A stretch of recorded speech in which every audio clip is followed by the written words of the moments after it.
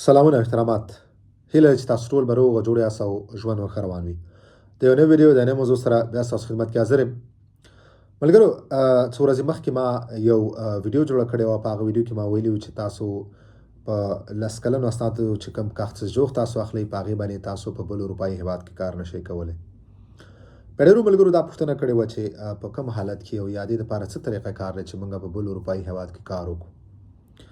ملګرو دې لپاره یو طریقه کار دا دی چې تاسو باید ایو لانګ ټرم ریزیډنس پرمټ واخلئ هر کله چې تاسو ایو لانګ ټرم ریزیډنس پرمټ واخیستو نو بیا تاسو کولی شئ چې په بل اروپایي هېواد کې کار وکړئ ایو لانګ ټرم ریزیډنس پرمټ تاسو هغه وخت کې اخیستلی شئ کله چې تاسو په فرانسه کې قانونا 15 کاله وخت تیر کړئ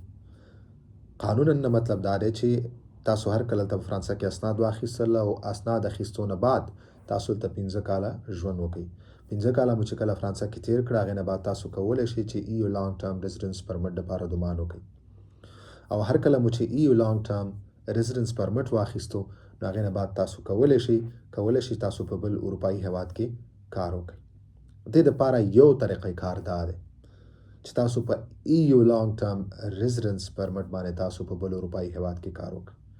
ولې کوم لس کلن یا څلور کلن اسناد چې کوم تاسو سره دي کوم کاغذي سجوغونه تاسو سره دي په هغه کاغذي سجوغ باندې تاسو په بل اروپایي هېواد کې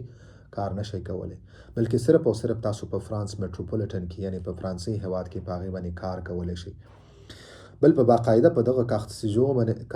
باندې تاسو که وګورئ په هغې باندې دا لیکل شوي دي چې تاسو حق لرئ چې صرف په فرانسه کې په دغه کاغذي سجوغ باندې تاسو کار وکړئ مطلب چې تاسو په بل اروپایي هېواد کې تاسو حق نه لرئ چې په دغو اسنادو تاسو هلته کار وکړئ ولې یو طریقه کار دا دی چې تاسو ایو لانګ ټرم ریزیډنس پرمټ تاسو واخلئ او هر کله مو چې دا واخیستو دا پرمټ هغې نه بعد تاسو کولی شئ چې په بل اروپایي هېواد کې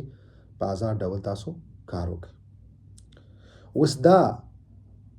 ایو لانګ ټرم ریزیډنس پرمټ چې کوم دی دا څنګه اخیستلی کېږي د دې نور څومره شرایط دي دې دپاره څنګه دومان کېږي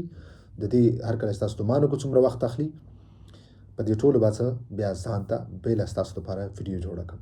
نننۍ ویډیو همدومره وه که تاسو څه پوښتنه لرئ تاسو خپله پوښتنه ته په ویډیو سیکشن کې وبښئ په کمنټ سیکشن کې کمنټ کولی شئ انشاءالله په خپل وخت به زه ستاسو پوښتنې تاسو ته جواب در کوم په مخه